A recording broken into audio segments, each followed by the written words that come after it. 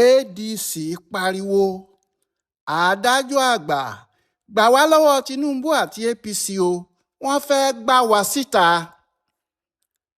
Kò sí ohun tó yára pa olókùn bíi kó má mọ ohun tó ń ṣe o, àti kí àwọn dókítà tàbí oníṣègùn ìbílẹ̀ sì máa sọ fún un pé ohun báyìí ló wà lára ẹ, kó sì máa ní ọ̀tọ̀ ní nǹkan tó ń ṣe òun, pé kì í ṣe ọgbẹ́ ẹnu ló mú òun o, bẹ́ẹ̀ ni kì í ṣe ìtọ̀ ṣúgà ló ń yọ òun lẹ́nu, tàbí bí òun ti ń rù tí òun ń gbẹ yìí tí òun sì ń rọmi mu bí ìgèrè tí òun ń tọ̀ yáyàyà. Àwọn ayé ló wà nídìí ọ̀rọ̀ òun o, àwọn ni wọ́n mu òun lẹ́jẹ̀ tí wọ́n ń jẹ́ kí òun gbẹ. Bí irú ẹni bẹ́ẹ̀ kò bá ṣọ́ra yóò kàn padà fi ikú ṣèfàjẹ́ ni. Bí àjálù oríṣiríṣi ti ń jálù wọ́n nínú ADC yìí, kò jọ pé àwọn èèyàn náà, ìyẹn àwọn adarí ẹgbẹ́ ọ̀hún, gbà pé àwọn jẹ̀bi níbì kankan. Ohun tí wọ́n ń sọ ni pé àwọn APC, pàápàá ààrẹ Bọla Tinubu ló wà nídìí ọ̀rọ̀ àwọn, pé àwọn ni wọ́n ń lo ojú Aṣaajuu tí í ṣe olórí àjọ tó ń ṣètò ìdìbò nílẹ̀ yìí láti rí i pé gbogbo ọ̀nà dí mọ́ àwọn, àti pé àwọn kò ní rí ọ̀nà kankan tàbí ọwọ́ mú láti du ipò ààrẹ.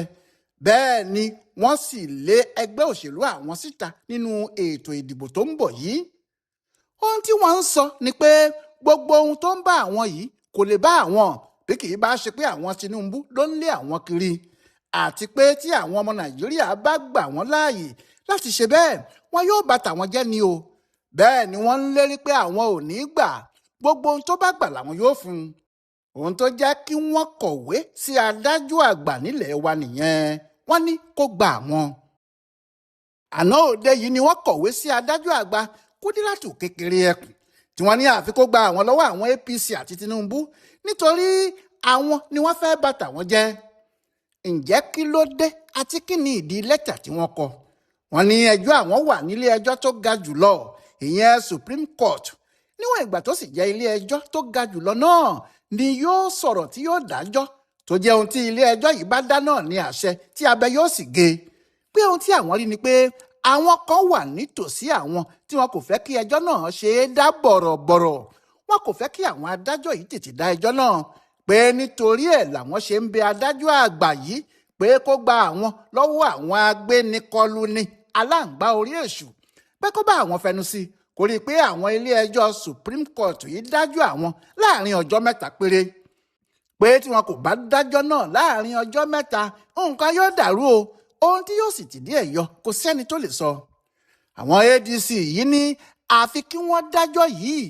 kí wọ́n dá a láàrin ọjọ́ tí àwọn wí yìí ni, nítorí bí wọn kò bá dájọ́ náà tí wọ́n bá jẹ́ kó di ọjọ́ iwájú kan kí wọ́n tó dáa, nǹkan yóò ti dàrú kọjá àtúntò, àwọn ò sì ní lè kópa nínú ètò ìdìbò tó ń bọ̀ yìí rárá.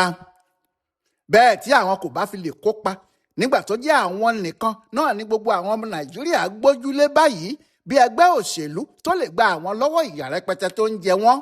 àjẹpẹ́ ilé ẹjọ́ Supreme Court wà nínú àwọn tó lọ́wọ́ sí ìfìyàjẹ àwọn ọmọ Nàìjíríà gbogbo nìyẹn. Lọ́ọ̀yà àwọn aṣáájú ẹgbẹ́ ADC yìí S.E. Aruwa ló kọ lẹ́tà yìí sí adájọ́ àgbà kékeré ẹkùn, àmọ́ kì í ṣe orúkọ ara ẹ̀ ló fi kọ lórúkọ àwọn àgbààgbà ẹgbẹ́ ADC bíi David Mark, Atiku Abubakar, Peter Obi, Rabiu Kwankwanso, Raufu Arẹ́gbẹ́ṣọlá àti àwọn tó kù wọn ni. Wọ́n ní adájọ́ àgbà nìkan ló kù tó lè gba àwọn báyìí o, pé bí bẹ́ẹ̀ kọ́ aporó kò ní í bá ẹni tí ejò bù sán mọ́, yóò ti kú kí wọ́n tó mú oògùn ọ̀hún dé fún un. Fún gbogbo ẹni tí ò bá rántí, David Mark ló lọ sílé ẹjọ́ tó ga jùlọ yìí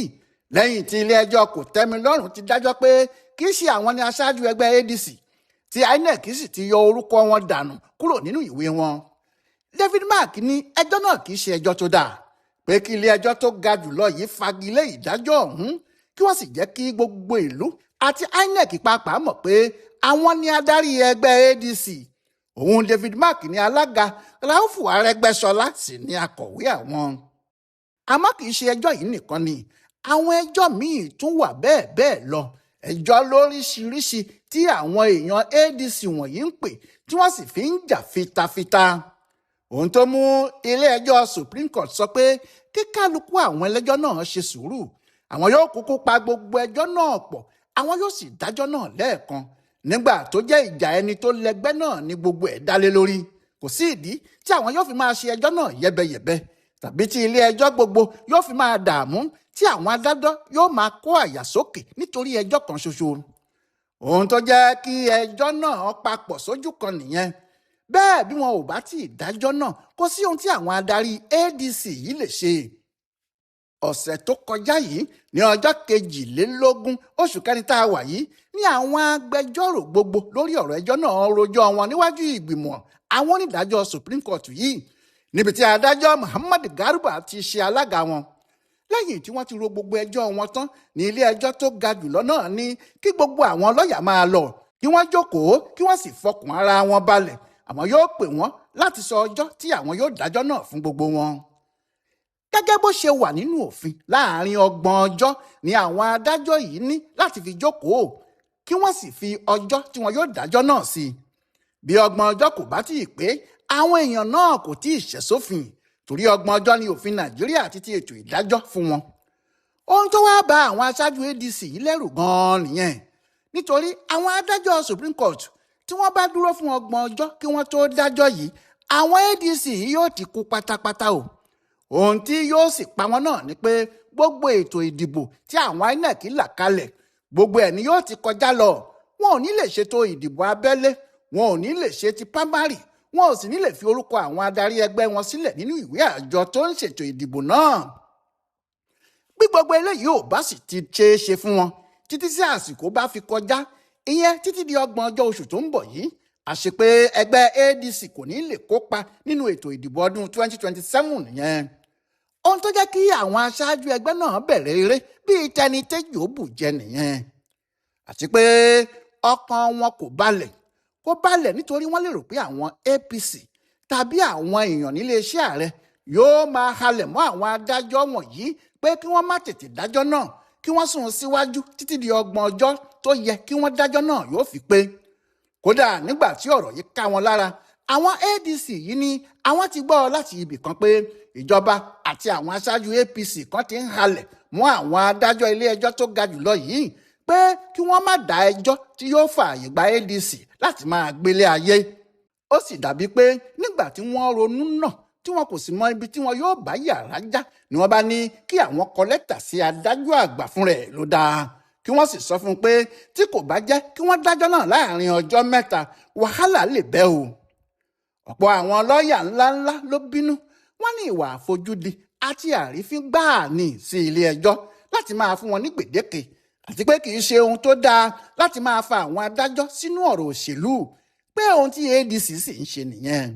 Wọ́n ní kò sí bí ìdájọ́ náà ṣe lè ju 30 ọjọ́ lọ, kí ló wá ń kọ́ àwọn ADC náà lójú nígbà tó ṣe pé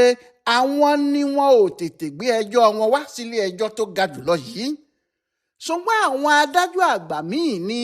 kò rí bẹ́ẹ̀ o. Wọ́n ní bí ẹyẹ bá ṣe ń fò lèèyàn ń sọ̀kò ẹ̀ ní o, pé ọ̀rọ̀ tó wà nílẹ̀ yìí kì í ṣe ohun tí ẹnikẹ́ni lè dákẹ́ sí, torí ìdájọ́ tí ilé ẹjọ́ yìí bá dá ni yóò fi hàn bóyá ẹgbẹ́ ADC yóò wà láyé tàbí pé ẹgbẹ́ náà yóò kú sọ́run ni.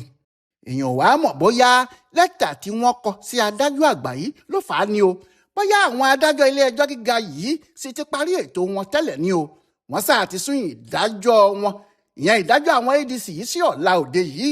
ìyẹn ọjọ́bọ̀ tọ́sídẹ̀ẹ́ 30 ọjọ́ oṣù tá a wà yìí. Wọ́n ní lọ́la ní pinpin yóò pin tí àwọn yóò sì dájọ́ náà. Ṣùgbọ́n ọ̀rọ̀ náà dùn àwọn aṣáájú APC kan o, pé àwọn èèyàn ADC yìí ń lo orúkọ Tinubu àti ti APC sí ohun tí kò kàn wọ́n rárá ni, nítorí kò sí bí ìjà ẹgbẹ́ wọn ṣe wà lára ohun tó jẹ́ wàhálà wọn nínú APC tàbí nílé iṣẹ́ ààrẹ. Wọ́n ní kí ẹgbẹ́ yìí lọ tún ilé wọn ṣe ni, pé ilé wọn nìkan ń dàrú nítorí wọn ò ṣe ètò náà dáadáa, pé tí wọn ò bá tí ì tún ilé wọn ṣe kó dáa láti ìsàlẹ̀, kò sí bí nǹkan wọn kò ṣe ní máa dàrú ṣáá ni. Àmọ́ àwọn aṣáájú ADC tí wọ́n ń sọ̀rọ̀ yìí ní àwọn mọ ohun tí àwọn ń ṣe o, àwọn kì í ṣe dìndìnrín o, bẹ́ẹ̀ ni àwọn náà ò kéré nínú òṣèlú, pé gbogbo ohun táwọn adájọ́ ń dá fáwọn láti ọjọ́ yìí àti gbogbo bí àwọn oríṣiríṣi alátakò ti ń dìde láti inú ẹgbẹ́ àwọn gan-an, àwọn mọ̀ pé ìròmí tó ń jó lókè odò ni o, ó nílùú ẹ̀ wà nísàlẹ̀ omi,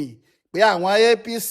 àti ààrẹ wọn pàápàá kò sì lè fi ògùn ẹ̀ gbárí, pé wọn ò lè mú ajé ẹ̀ pé àwọn ò lọ́wọ́ nínú ìṣòro àwọn nínú ADC. wọ́n ní bí àwọn ti fẹjọ́ Tinubu àti àwọn ẹgbẹ́ ẹ̀sùn yìí ló dáa, bí bẹ́ẹ̀ kọ́ wọn yóò ṣe àwọn léṣe gbẹ̀yìn ni. ìyẹn ni wọ́n ṣe ń kọrin pé mo gúnyán mi sóko, mo roka mi sóko, ewúrẹ́ àrò fi jẹ, àgùntàn àrò fi jẹ, èmi ò mọ ohun àrò pé mo ṣe, èmi ò dẹ̀ mọ ohun àrò pé mo ṣe. mo gúnyán mi sóko, mo roka mi sóko, ewúrẹ́ àrò fi jẹ, àgùntàn àrò fi jẹ, èmi ò mọ ohun àrò pé mo ṣe, èmi ò dẹ̀ mọ ohun àrò pé mo ṣe. Ọláyíwọlá alága ló ń yẹ ọ̀rọ̀ lẹ́tà àwọn ADC sí adájọ́ àgbà ilẹ̀ wa yìí wò, tó sì ṣe àkọsílẹ̀ fún bùdó àgbáyé fún àṣà àtìṣe Yorùbá World Center nínú ọgbà yunifásitì Ìbàdàn. A kú dédé àkókò yìí o.